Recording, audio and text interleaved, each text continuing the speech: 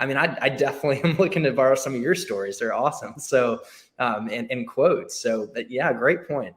One of the first things, Chris, that I share with SDRs or people who are starting out in sales is first order of business. First order of business. Well, maybe the second order. The first order of business is show up early every single day and work hard. Everybody knows that one. Here's the one they don't know. Second order of business. Second order of business. Spend the first 3 months, not all day, every day, obviously. You got to do your job, but spend the first 3 months going around the building, going around the office, interviewing all, not just salespeople, but everyone, and collecting stories. Ask for stories. I mean this literally. Like, I would walk up to you and I would say, hey, Chris, you don't know me. I'm new. I started last week at XYZ company. Could I come by next week? I'll buy a cup of coffee, or can I come by next week for 5 minutes? I want to ask you about a story or two that you've learned here over time.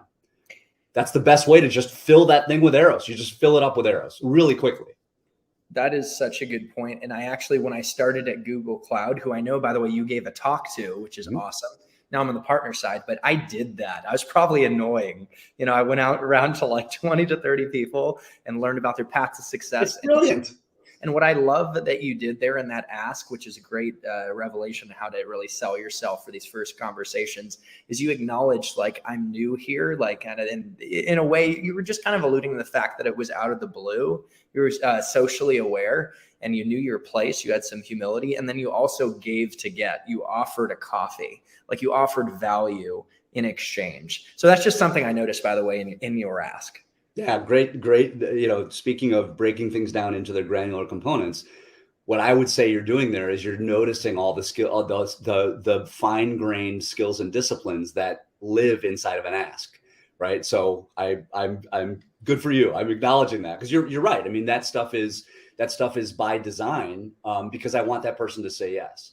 But even if it's mildly awkward, I mean, the other thing that you and I always have to acknowledge is there's some awkwardness to some of these asks. Like, you just acknowledged that at Google Cloud, you might have been annoying. I promise you, I've been annoying in the past. No, I definitely have been annoying for sure. But push through that awkwardness, because what you will acquire, first of all, people want to help you. So people do want to help. It's very rare you're going to come across someone who just says, "Get out of here, Craig." Right? That's just super rare.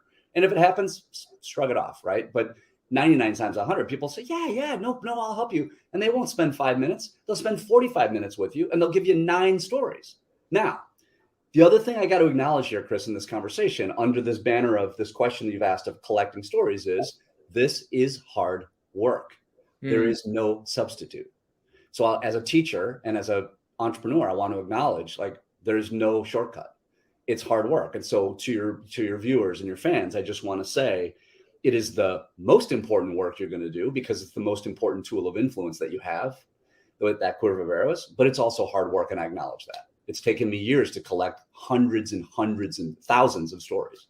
And also to deliver it the way you did. I got like chills. I was enjoying your story of being kicked out. And so fun to tell. You must have taken practice. Not only do you collect it, and you probably, the way I am, I'm probably ADD and my brain scattered. I write it out and get it all over the place, then organize and refine it. But then actually practicing and speaking it, it takes work to also deliver it the way you do, right? Well, so let's talk about that, because I know you wanted to talk about the telling of stories. And so, yeah, there's as no shock to anyone listening to this conversation so far, there's a framework there too. And here I want to acknowledge that. So I have a very close friend and a fellow professor, a guy named David Schoenthal, Professor Schoenthal.